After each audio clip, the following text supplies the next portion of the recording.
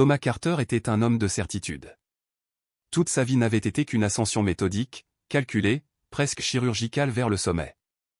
Guidé par les chiffres, les stratégies mûrement pensées et une obsession du contrôle absolu, il ne laissait aucune place au doute, encore moins à la foi, au hasard ou aux caprices du destin. Il ne croyait qu'en ce qu'il pouvait planifier, mesurer, maîtriser. Sa fortune, il ne l'avait pas héritée, il l'avait construite de ses propres mains, avec une intelligence redoutable et un pragmatisme glacial. Le monde, à ses yeux, n'était qu'un échiquier sur lequel seuls les plus lucides survivaient. La vie n'était pas un mystère. C'était un problème logique, sans miracle, sans magie, qu'il fallait résoudre avec méthode. Mais l'univers, lui, n'a que faire des règles des hommes. Par une nuit d'orage, alors qu'il roulait à vive allure dans sa voiture de luxe, le destin, ou quelque chose qui y ressemblait, décida de le percuter de plein fouet. Une autre voiture surgit de nulle part, ses phares fendant l'obscurité comme des lames aveuglantes. En une fraction de seconde, ce fut un vacarme de métal broyé, de verre éclaté comme une pluie de couteaux, un choc brutal qui le projeta contre le volant. Une douleur fulgurante remonta le long de sa colonne. Puis, le noir. Un silence total. Une nuit sans fin. Quand il ouvrit les yeux, le monde avait changé. Les lumières trop blanches de l'hôpital l'agressèrent. L'odeur d'antiseptique lui souleva le cœur. Le bip régulier du moniteur cardiaque résonnait comme une moquerie, une insulte à sa puissance déchue. Il voulut bouger. Rien. Il tenta à nouveau, crispant chaque muscle avec angoisse. Toujours rien. Un froid le traversa, une panique rampante lui serra la gorge. Que se passe-t-il? Murmura-t-il, la voix tremblante, brisée. Un médecin s'approcha, vêtu d'une blouse impeccable, une tablette à la main, le visage fermé. Sa voix était neutre, professionnelle, comme s'il avait déjà dit ces mots des dizaines de fois. « Monsieur Carter, nous devons parler de votre état. » Il marqua une pause, puis poursuivit avant que Thomas n'ait le temps de poser la moindre question. « À la suite de l'accident, vous avez subi une fracture sévère de la colonne vertébrale. Nous avons fait tout notre possible, mais les lésions sont irréversibles. » Le mot irréversible résonna dans l'esprit de Thomas comme un coup de poing. Il tenta de comprendre, d'analyser, d'envisager une échappatoire. « Qu'est-ce que ça veut dire ?» demanda-t-il d'une voix dure, tendue. Le médecin prit une inspiration, baissa légèrement les yeux. « Cela signifie que vous avez perdu l'usage de vos jambes. Votre moelle épinière est gravement endommagée. La paralysie est permanente. » Thomas cligna des yeux, plusieurs fois, comme pour effacer cette réalité. Ce n'était pas possible. Pas lui. Pas maintenant. Non, non, il y a des solutions. Des opérations, des traitements. Je peux payer. Je payerai ce qu'il faut. Le médecin secoua doucement la tête. Une ombre de compassion traversa ses yeux. Je comprends combien cela est difficile à accepter, Monsieur Carter. Il existe des thérapies pour vous aider à vous adapter, à retrouver une qualité de vie, mais la médecine a ses limites. Un silence de plomb tomba dans la chambre. Thomas serra les poings. Une rage froide, viscérale, monta en lui. Vous êtes en train de me dire que je vais passer le reste de ma vie dans ce lit. Comme ça? Oui. Ce mot, simple et terrible, claqua dans l'air comme une condamnation. Il sentit le feu monter en lui, la révolte, l'injustice. Il avait envie de hurler, de frapper, de tout casser. Mais il ne pouvait même plus se lever.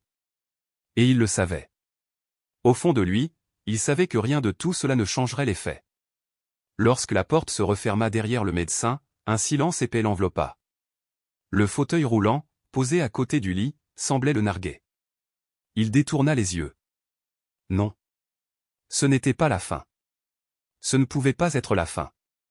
Mais malgré toute la logique, tous les raisonnements, malgré l'orgueil et la volonté, il sentait qu'une partie de lui s'était éteinte ce soir-là. Il n'était plus le maître du jeu. Les jours qui suivirent se diluèrent dans une routine grise, étouffante. Réveil. Plafond blanc. Pensées amères. Refus des visites. Isolement volontaire. Il ne voulait ni compassion, ni paroles réconfortantes. Il ne voulait rien. Rien, sauf une chose, sortir. Se forcer à sortir, seul. Sans aide. Sans regard de pitié. Juste pour voir que le monde continuait, sans lui. Il voulait se souvenir de ce que c'était que d'appartenir à quelque chose. Alors chaque matin, il quittait la maison. Il descendait dans le centre-ville, se postait sur une place animée et regardait la vie passer, les voitures, les passants pressés, les vendeurs ambulants, les cris, les rires. Tout cela, autrefois si familier, lui semblait désormais si lointain. Il n'était plus acteur. Il était devenu spectateur de sa propre existence. Ce matin-là, un vent froid balayait les rues. Les arômes de café chaud se mêlaient au bruit de la ville. Thomas avançait lentement, poussant son fauteuil avec effort. Chaque mètre était un rappel cruel de ce qu'il avait perdu. Alors qu'il s'apprêtait à traverser, une petite traction sur sa manche le stoppa. « Monsieur ?» La voix était jeune, vive, remplie d'un étrange aplomb. Il tourna la tête. Un garçon d'une douzaine d'années, aux vêtements usés, aux yeux sombres bien trop vieux pour son âge, se tenait là. Les cheveux en bataille, le visage marqué, mais surtout, ce regard. Assuré. Inébranlable. « Vous avez besoin d'aide ?» demanda le garçon. Il n'y avait ni compassion, ni pitié dans sa voix. Juste une question. Directe. « Je n'ai pas besoin d'aide » grogna Thomas. Mais le garçon ne bougea pas. Il sourit légèrement, comme s'il s'apprêtait à lâcher une bombe. « Je peux te faire marcher à nouveau. » Le silence qui suivit fut total. Thomas le fixa, incrédule. « Tu m'as bien entendu » reprit l'enfant. « Je peux te faire marcher. » Thomas éclata d'un rire sec. « Vide. J'en ai vu d'autres. Des escrocs, des rêveurs. Comment comptes-tu t'y prendre ? Avec quoi ? Une prière ? Une poudre magique ? » Le garçon haussa les épaules, impassible. « Il y a des choses que tu ne comprends pas. Que la science ne peut pas expliquer. » Un sourire étrange étira ses lèvres. « Mais si tu me laisses te montrer, peut-être que tu changeras d'avis. » Thomas sentit la colère revenir. « Écoute-moi bien, gamin. Les miracles, ça n'existe pas. Les promesses creuses, encore moins. Si tu cherches à gagner de l'argent, tu perds ton temps. » Mais l'enfant ne semblait pas ébranlé. Il rit doucement. « Je ne veux pas ton argent, monsieur Carter. » Thomas se figea. Son cœur rata un battement. « Comment tu connais mon nom ?» Le garçon lui adressa un clin d'œil. « Je sais beaucoup de choses. Je sais que tu penses que ta vie est finie. Que tu n'es plus rien d'autre qu'un homme cassé. Mais je sais aussi que tu te trompes. » Un frisson remonta le long de l'échine de Thomas. Le garçon fit un pas en arrière. « Laisse-moi une chance. Une seule. » Et contre toute attente, Thomas Carter, l'homme rationnel, brisé mais encore fier, sentit quelque chose s'ébranler en lui. Pas de la foi. Pas de l'espoir. Pas encore. Mais, un doute. Et peut-être, juste peut-être, une ouverture.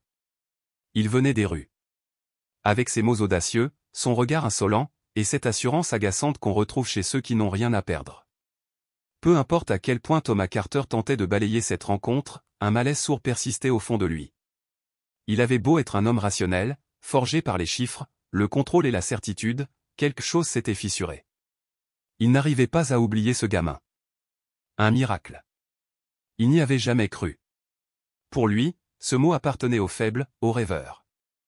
Et pourtant, ce garçon avait parlé avec une conviction si pure, si déconcertante, que ses paroles tournaient encore dans sa tête, des heures après.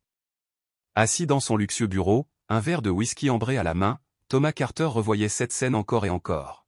« Je peux te faire marcher de nouveau. » C'était risible, évidemment. Absurde. Un délire. Et pourtant, une part de lui refusait de balayer ce souvenir comme une simple bizarrerie.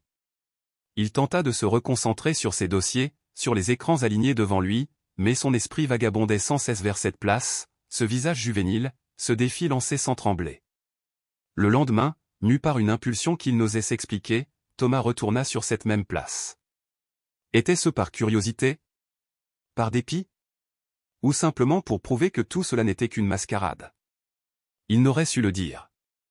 Ce qu'il savait, c'est qu'il s'y trouvait à nouveau, comme attiré par une force qui lui échappait. Et il était là. Comme s'il l'attendait. Appuyé nonchalamment contre un lampadaire, le même sourire au coin des lèvres, le même regard perçant. Je savais que tu reviendrais. Thomas renifla, agacé. Je ne suis pas revenu pour toi. Le garçon éclata d'un petit rire tranquille. Bien sûr que non. Le millionnaire plissa les yeux. Tu as une réponse à tout, on dirait. Seulement aux bonnes questions. Thomas inspira lentement, luttant contre l'irritation. Il n'avait pas de temps à perdre. Il s'apprêtait à tourner les roues de son fauteuil pour s'éloigner, mais la voix du garçon le rattrapa, implacable. Hier, tu as dit que tu pouvais me faire marcher de nouveau. Prouve-le. Le garçon haussa un sourcil, sans l'ombre d'une surprise. Les miracles ne se produisent pas sur commande. Ce n'est pas ainsi que ça fonctionne. Ah, donc maintenant il y a des règles? C'est pratique. Ce n'est pas une question de règles. C'est une question de vérité. Tu veux tout contrôler, monsieur Carter. Mais certaines choses ne se produisent que quand on est prêt à les recevoir. Ces mots le frappèrent en plein cœur. Thomas détestait cette sensation d'impuissance. Détestait ne pas avoir de réponse. Il marmonna un juron et s'apprêta à partir. Mais le garçon s'interposa, se plaçant droit devant lui. Laisse-moi une seule chance. Une seule. 5 minutes. Pas plus. Et si je refuse? Tu peux tourner les roues et partir. Continuer à croire que ta vie s'arrête ici. Ou tu peux m'écouter, juste un instant. Et peut-être découvrir qu'il existe quelque chose de plus grand que ce fauteuil. Un silence tendu s'installa. Thomas voulait le repousser, partir, oublier. Mais il y avait cette étincelle en lui, infime, agaçante, cette curiosité qu'il avait toujours méprisée. Il soupira. Très bien. Tu as 5 minutes. Le garçon sourit, calme et sûr de lui. Une seule me suffira. Il se mit à parler, sans attendre, avec cette voix posée, pleine d'une intensité déroutante. Thomas, malgré lui, écouta. Julien, c'était son nom, il l'apprit enfin, n'avait pas peur de ses silences ni de son scepticisme. Il parlait avec une assurance désarmante, comme s'il avait déjà vécu cet instant, comme s'il savait que malgré toutes les défenses de Thomas, il allait rester, écouter, peut-être même, croire. Tu penses que je plaisante? Lança Julien en s'adossant à un mur tagué. Je pense que tu me prends pour un idiot. Un gamin qui vend de l'espoir comme on vend des bonbons dans le métro. Julien sourit. Mais ce n'était pas un sourire d'enfant. C'était un sourire chargé d'une vérité nue, brutale. Moi aussi, j'ai été en fauteuil roulant. Thomas tressaillit. Il resta muet. Tu ne me crois pas, hein, dit Julien en penchant la tête. Non. Alors écoute. Il fit un pas vers lui. Ses yeux brillaient d'une intensité brûlante. J'avais 7 ans.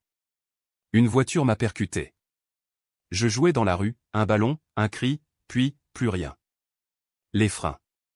Le choc. Le noir. Quand je me suis réveillé, les médecins ont dit que je ne remarcherais plus jamais. Lésions irréversibles. Terminé. Thomas se raidit. Cette histoire résonnait. Elle lui rappelait la sienne, cruellement. Ma mère pleurait, continua Julien. Mais elle n'a jamais baissé les bras. Elle m'a emmené voir un homme. Un guérisseur, comme elle disait. Il ne m'a rien demandé. Il m'a juste regardé, et il a dit, tu remarcheras. Mais il faut que tu y crois. Thomas éclata d'un rire sec. Tu crois vraiment à cette fable? Julien haussa les épaules. Je n'ai pas besoin d'y croire. Je suis là. Je marche. Le silence qui suivit était presque douloureux. Thomas voulait hurler, réfuter, rationaliser. Mais son esprit galopait. Et s'il disait vrai? Il se secoua intérieurement. Non. C'était de la folie. Tu veux que je croie qu'un inconnu t'a guéri par la foi? Tu me prends pour qui? Julien s'accroupit, le regard droit dans le sien. Ce que je veux, monsieur Carter, c'est que tu viennes le voir. Juste le voir. Et que tu constates par toi-même que le monde ne se résume pas à ce que les médecins t'ont dit. Thomas sentit la colère monter. Il voulait tourner les talons, l'envoyer balader, effacer ce moment. Mais il ne le fit pas. Il n'y arrivait pas. Car au fond de lui, au-delà de sa logique, au-delà de ses certitudes, il y avait cette faille. Cette minuscule, insupportable faille où s'engouffrait un mot qu'il n'avait plus prononcé depuis des années, espoir. Thomas Carter avait bâti sa vie sur le béton armé de la raison. Il avait fait fortune en anticipant, en planifiant, en refusant l'incertitude. Il méprisait le hasard, les contes de fées, les chimères. Et pourtant, en cet instant précis, c'était un enfant des rues qui lui proposait l'impossible. Non pas avec des promesses, mais avec une histoire. Une vérité. Un défi. Et Thomas, contre toute attente, était en train de l'accepter. Tu t'attends à ce que je vienne avec toi, voir ce guérisseur, et que je croie, quoi? Qu'il peut me réparer? Ironisa Théil. Julien ne broncha pas. Je m'attends à ce que tu me donnes une seule chance. Une seule. Pour te prouver que j'ai raison. Un silence. Long. Électrique. Puis Thomas se redressa, le regard dur, mais vacillant. Si tu me mens, je te jure que... Je ne mens pas, coupa Julien, sans une once de peur. Et sans le savoir, à cet instant, Thomas Carter fit un pas non pas avec ses jambes, mais avec quelque chose de plus profond, son âme. Il venait d'ouvrir la porte vers l'inconnu. Et parfois, il suffit d'une porte entr'ouverte pour que l'impossible s'y engouffre. Souhaitez-vous une suite à cette histoire ou une version en format narratif romancé? Ici, il ne s'agissait pas simplement de savoir si la Terre était ronde. Non, c'était bien plus profond. Une question d'impossible. Julien sourit, mais ce sourire n'avait rien de moqueur. Il était calme, sûr de lui. Et qui t'a dit que c'était impossible? Un silence épais s'installa, presque palpable. Thomas inspira profondément. Il voulait en finir, balayer cette folie, écraser cette conviction déconcertante qui brillait dans les yeux du garçon, et s'éloigner pour de bon. Mais Thomas Carter n'était pas qu'un homme rationnel. Il était aussi un stratège. Un homme d'affaires habitué à tirer avantage de toute situation. Et à cet instant, il entrevit une porte de sortie. Très bien, dit-il enfin. Faisons un marché. Julien haussa un sourcil, intrigué. Quel genre de marché? Thomas se pencha légèrement vers lui, le regard ancré dans celui du garçon, aussi tranchant que l'acier. Si ce guérisseur existe, s'il prouve qu'il peut accomplir l'impossible, je ferai un don. Pas un simple chèque de charité, non. Je donnerai assez d'argent pour que toute ta communauté n'ait plus jamais besoin de mendier dans la rue. Plus jamais. Le visage de Julien resta impassible. Mais une lueur s'alluma dans ses yeux. Et s'il s'avère que c'est un imposteur? Poursuivit Thomas, le ton défiant. Une simple arnaque? Alors tu me laisses tranquille. À jamais. Tu oublies tout ça, et tu passes à autre chose. Le garçon resta silencieux. Thomas s'attendait à voir l'hésitation. À le voir reculer, baisser les yeux, reconnaître l'absurdité de ses propres paroles. Mais Julien tendit simplement la main. Marché conclu. Thomas hésita. Quelque chose, dans la foi absolue de ce garçon, l'ébranlait. Qu'est-ce qui, bon sang, pouvait le rendre aussi sûr de lui? Mais au fond, cela n'avait plus d'importance. Il serra la main de Julien. Le pari était lancé. Jamais Thomas Carter n'aurait imaginé se retrouver dans un endroit pareil. L'idée même d'accompagner Julien jusqu'à un soi-disant guérisseur lui semblait d'un ridicule insensé. Et pourtant, en posant les yeux autour de lui, il eut la sensation d'avoir franchi les portes d'un autre monde. La communauté dans laquelle Julien l'avait amené n'avait rien à voir avec les hôpitaux luxueux, les cliniques dernier cri où Thomas s'était rendu depuis l'accident. Ici, rien de stérile, rien de clinique. À la place, des maisons de bois et de béton brut, des chemins de terre battus, et une étrange vibration dans l'air. Une énergie sourde, presque envoûtante. Partout, des visages ouverts. Des regards pleins d'espoir. Des sourires sereins. Comme si chaque personne ici détenait une vérité qu'il ignorait. Un nœud se forma dans le ventre de Thomas. Il ne faisait pas partie de cet endroit. Il ne le voulait pas. Mais il y était. Tu es nerveux? Demanda Julien, les mains dans les poches, un sourire discret aux lèvres. Oui, répondit Thomas en soufflant, tout en poussant son fauteuil avec une brusquerie qu'il ne maîtrisait pas. Je perds mon temps. On verra bien. Il ne dit rien de plus. Il regardait droit devant lui, refusant de croiser le regard de ceux qui les observaient. Ils avançaient vers un petit bâtiment au centre du village. Et à mesure qu'ils approchaient, Les regards se faisaient plus insistants. Certains curieux. D'autres, étrangement reconnaissants. Comme s'ils savaient déjà qui il était.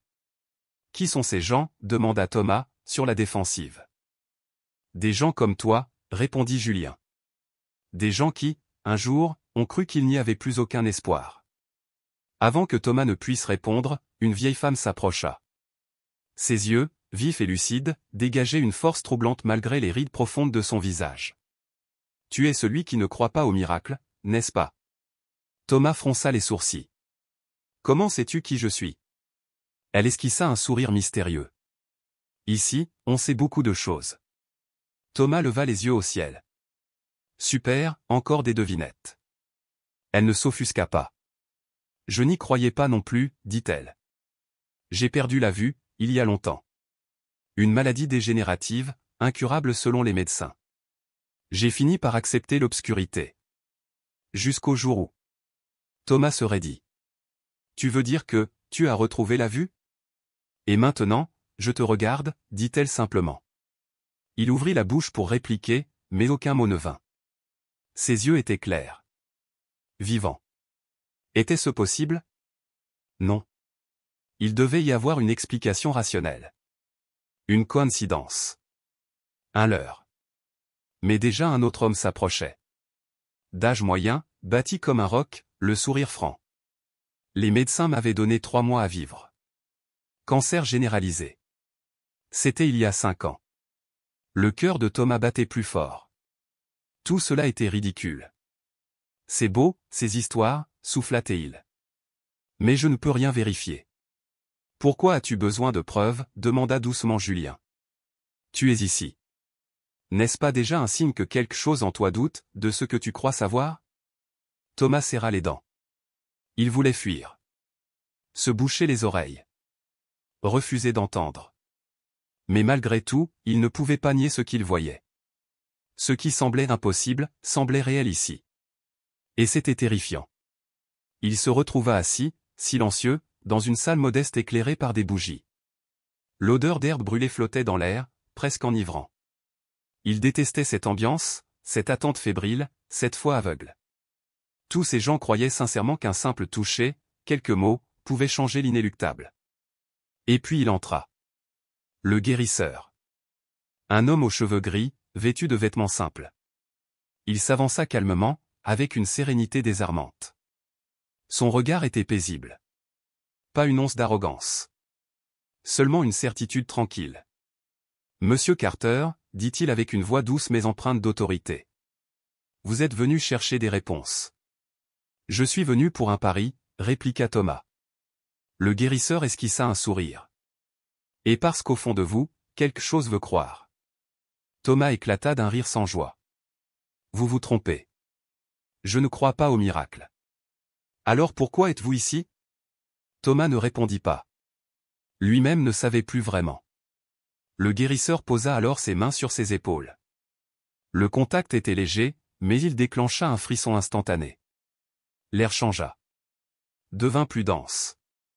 Puis il murmura des mots dans une langue inconnue. Des mots qui vibraient, comme s'ils résonnaient directement dans la chair. Thomas sentit une chaleur étrange parcourir sa colonne. Son cœur s'accéléra. Non. Il ne voulait pas ressentir ça. Il ne voulait pas leur donner cette satisfaction.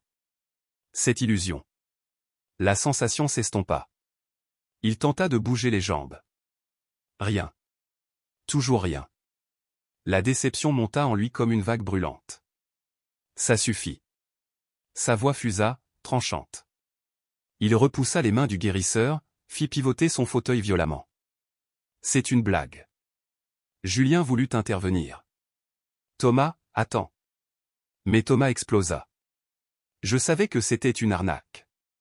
Cria-t-il. Et pourtant, je suis venu. J'ai accepté de croire, ne serait-ce qu'un instant. Pourquoi? Pour une sensation bizarre et des paroles vides? Il tourna son fauteuil vers la sortie. Le guérisseur resta là, silencieux. Droit. Paisible. Et dans son regard, il n'y avait ni colère, ni honte. Seulement de la compassion. Une compassion désarmante. Incompréhensible. Et alors que Thomas quittait la pièce, fuyant ce monde étrange, une pensée fugace le traversa. Et si, ce n'était pas terminé? Tous les miracles ne se produisent pas quand on les attend. Ces mots, Thomas les avait entendus. Mais au moment même où il les avait prononcés, ils lui parurent d'une ironie insupportable. Oh, comme c'est pratique, cracha-t-il, la voix tremblante de rage. La déception se mua en colère noire. Pour lui, c'était toujours pareil, une excuse, une justification floue, un discours creux pour masquer l'évidence crue, rien ne changeait jamais vraiment. Autour de lui, les murmures montaient. Certains spectateurs semblaient désabusés, d'autres se contentaient d'observer, silencieux. Mais Julien, lui, ne baissa pas les yeux. Il soutenait le regard de Thomas avec une sérénité désarmante. Thomas tenta de parler encore, mais Julien leva la main, nette, comme une barrière. « Tu as perdu, gamin.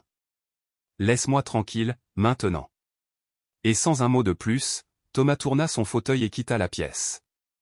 Il sentait sa poitrine brûler, consumée par une rage qui ne voulait pas s'éteindre. Il s'était autorisé à espérer, ne serait-ce qu'un instant. À croire, contre toute raison. Et à présent, il se sentait ridicule. Non, les miracles n'existaient pas. Il le savait, il l'avait toujours su. Et il ne reviendrait jamais dans cet endroit. Astérisque astérisque. La nuit s'étira, lourde, suffocante. Allongé dans sa chambre, les yeux fixés au plafond, Thomas Carter cherchait des réponses là où il n'y avait que des ombres. Un silence complet régnait, seulement troublé par le tic-tac obstiné de l'horloge. Mais en lui, une tempête grondait. Depuis qu'il avait quitté la communauté, rien ne s'était apaisé. La colère bouillonnait dans sa poitrine, brûlante comme des braises. Il s'était montré vulnérable. Il avait ressenti. Il avait cru. Et maintenant, il s'en voulait. Les miracles n'étaient que des illusions. De stupides chimères. Et pourtant, les mots de Julien ne le lâchaient pas. Il tournait dans sa tête, inlassable. L'assurance du garçon, son regard qui ne tremblait jamais, cette façon de parler. Comme s'il savait quelque chose que Thomas refusait encore de comprendre. Il aurait voulu tout effacer. Arracher cette page absurde du livre bien ordonné de sa vie. Il ferma les yeux, décidé à oublier. À dormir. Mais c'est là qu'il le sentit. Une pulsation, presque imperceptible. Un frémissement léger au niveau de ses pieds. Il ouvrit brusquement les yeux. Son cœur accéléra, cognant comme un tambour. Il ne bougeait pas, pourtant. Il tentait de se convaincre que ce n'était rien. Une illusion. Mais le picotement revenait. Faible, insistant. Comme un léger courant électrique. Il avala difficilement. Non. Ce n'était pas possible. C'est la fatigue, le stress, murmura-t-il. Mais chaque minute intensifiait la sensation. L'air devint plus dense. Sa respiration se fit courte. De la sueur perlait sur sa nuque. Il se força à ignorer. À nier. Mais pour la première fois depuis des années, il sentait. Pas un vrai mouvement. Pas encore. Mais quelque chose. Non, souffla-t-il. Ce ne peut pas être. Les médecins avaient été formels. Les examens, catégoriques. Son corps était irrémédiablement atteint. Son sort était fixé. Il tenta de bouger les orteils, de toutes ses forces. Rien. L'immobilité, encore. Mais le doute, lui, était là. Insidieux. Vivant. Il ferma les yeux plus fort, comme pour étouffer ce frisson sous sa peau. Mais il était là. Et avec lui naissait une peur plus profonde que toutes les colères. Car si une possibilité, aussi infime soit-elle, existait, alors tout ce en quoi il avait cru pouvait être faux. Et cette idée le terrifiait plus que tous les diagnostics. Astérisque astérisque. Avant même que le soleil ne se lève, Thomas était assis au bord de son lit. Il fixait ses jambes, comme si la clé de cette énigme insoluble se cachait là. Le souvenir de la nuit brûlait dans son esprit. Il ne pouvait l'ignorer. Cette sensation étrange, nouvelle, éveillée dans un corps trop longtemps figé. Il avait passé des heures à essayer de la reproduire, à inspecter chaque muscle. En vain. Tout dans sa logique criait que ce n'était rien. Un hasard. Une impulsion nerveuse inutile. Mais au fond de lui, quelque chose résistait. Il détestait cette incertitude. Ce flou. Mais plus encore, il détestait l'idée que, malgré lui, il voulait y croire. Il voulait savoir. Et c'est ainsi, presque sans s'en rendre compte, qu'il se retrouva de nouveau devant cette communauté. Le chemin semblait plus long, plus chargé. La ville continuait à vivre, indifférente au tumulte qui l'agitait. À mesure qu'il approchait, son cœur s'accélérait. Il savait. Une fois ici, il ne pourrait plus faire marche arrière. Lorsqu'il arriva, les regards se tournèrent vers lui. Certains, surpris. D'autres, comme s'ils l'attendaient. Il tenta de les ignorer. Julien surgit, toujours ce même sourire. Mais cette fois, sans insolence. Je savais que tu reviendrais. Thomas leva les yeux au ciel. Je ne suis pas revenu pour toi. Bien sûr que non. Agacé, il gronda. J'ai ressenti quelque chose. Dans mes jambes. Je ne sais pas ce que c'est. Ni pourquoi je suis là. Mais je dois comprendre. Julien hocha la tête. Et lui fit signe de le suivre. La salle n'avait pas changé.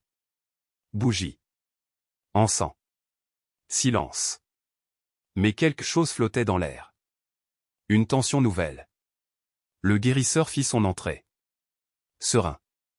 Comme s'il savait, depuis toujours, que ce moment viendrait. Monsieur Carter, dit-il doucement. Êtes-vous prêt? Thomas hésita. La question pesait lourd. Prêt? Non. Je ne le serai jamais. Faites ce que vous devez faire. Le guérisseur posa ses mains sur ses jambes. Ferma les yeux.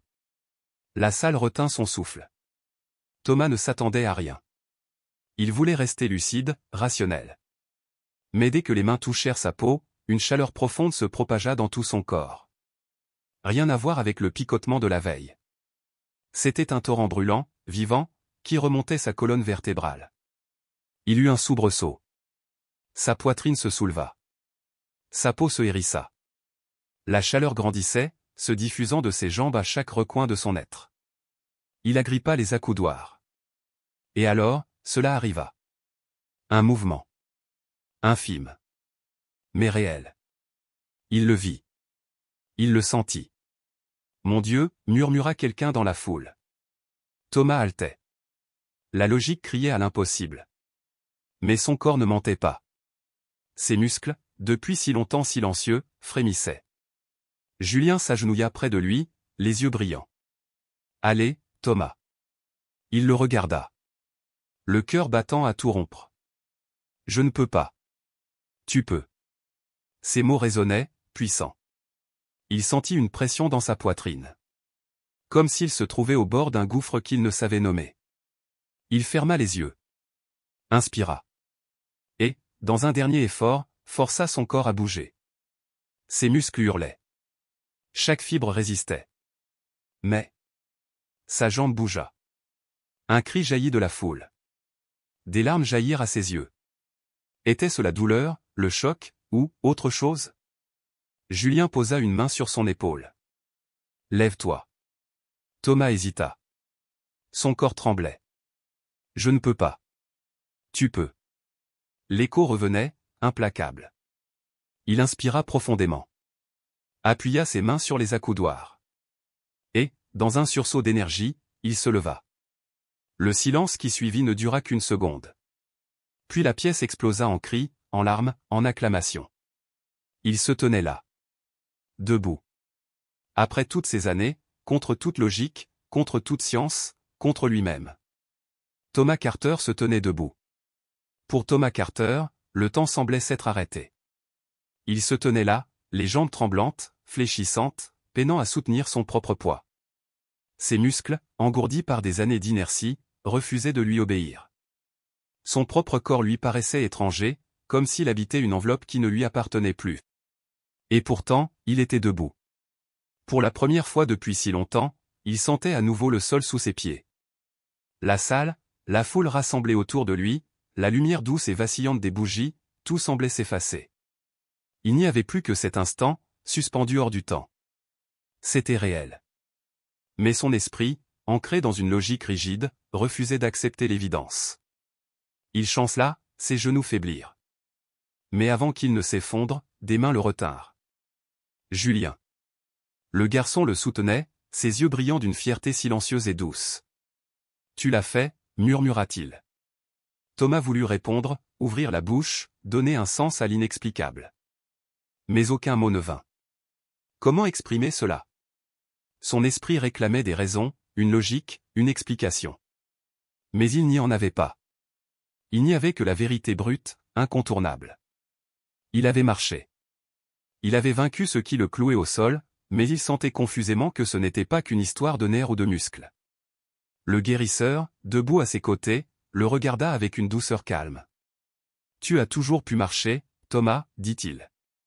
Ce qui t'en empêchait, était bien plus fort que la paralysie. » D'abord, Thomas ne comprit pas. Mais une étincelle s'alluma en lui. Quelque chose au fond, enfoui sous des années de contrôle et de déni, vibra. Les larmes lui montèrent aux yeux, inarrêtables. Il voulut se détourner, dissimuler cette vulnérabilité soudaine, mais Julien posa fermement ses mains sur ses épaules. Il le soutenait encore. Il l'empêchait de tomber.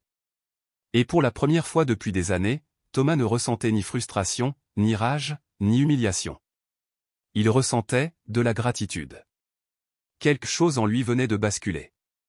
Dans les jours qui suivirent, Thomas refusa de repartir. Il resta dans cette communauté, désireux de comprendre. Il voulait voir, écouter, ressentir. Il rencontra des gens dont la vie avait été brisée, puis reconstruite. Des personnes rejetées, abandonnées, oubliées. Des hommes et des femmes qui, comme lui autrefois, avaient cru que tout était fini. Il écouta leurs récits, souvent déchirants, bouleversants, et sentit peu à peu ses certitudes se fissurer. Lui, l'homme de chiffres, de contrôle et de puissance, réalisa qu'il avait été aveugle à la chose la plus simple, l'espoir. Chaque jour devint une épreuve. Ses jambes encore faibles peinaient à retrouver leur force. Chaque pas était douloureux, chaque mouvement ardu. Mais il se battait. Et cette bataille, il la voulait. Parce que chaque pas était une victoire. Parce que chaque douleur signifiait qu'il vivait vraiment, cette fois. Et un jour, il prit une décision. Il ne pouvait pas repartir. Pas après ce qu'il avait vu. Pas après ce qu'il était devenu. Lorsqu'il retourna enfin dans son manoir, plus rien ne lui sembla familier. Les dorures, le marbre, les tapis épais, tout ce luxe, paraissait fade, vide. Le silence glacial des murs ne résonnait plus comme un refuge, mais comme une prison. Assis seul au milieu de ce faste désert, il comprit ce qu'il devait faire. Une semaine plus tard, Thomas Carter transforma tout. Il convoqua ses avocats, ses consultants, ses conseillers. Sa fortune, qui jusque-là n'avait servi qu'à le hisser toujours plus haut, devait désormais être utilisée pour élever les autres. Il commença par un don massif à la communauté qu'il avait accueillie et transformée. Logements, soins médicaux, structures d'accueil. Il leur donna les moyens de poursuivre leur mission. Mais ce n'était pas encore suffisant. Thomas voulait semer l'espoir dans les cœurs de ceux qu'il avait perdus. C'est ainsi qu'il fonda le Centre Carter pour la réhabilitation et l'espoir, un lieu où les personnes handicapées pouvaient bénéficier de soins, de thérapie, de soutien psychologique. Mais surtout, un lieu où on leur apprenait à croire à nouveau. Il construisit le centre près de la communauté, comme un symbole vivant de ce qui est possible quand on choisit de croire. Et au cœur de cette œuvre se trouvait Julien. Thomas ne pouvait pas simplement laisser le garçon partir. Julien avait bouleversé sa vie, comme une comète venue bousculer un ciel trop ordonné. Et au fond de lui, Thomas savait que rien de tout cela n'avait été un hasard.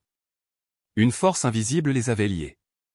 Le soir de l'inauguration du centre, alors que les invités s'agitaient et que les discours s'enchaînaient, Thomas repéra Julien à l'écart, fidèle à lui-même, calme, discret, avec son sourire espiègle. Mais dans ses yeux brillait autre chose. Une tristesse, un adieu silencieux. « Qu'est-ce qui se passe » demanda Thomas en s'approchant. Julien haussa les épaules.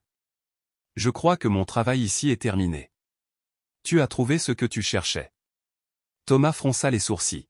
« Tu vas partir » Le garçon hocha la tête avec un petit sourire.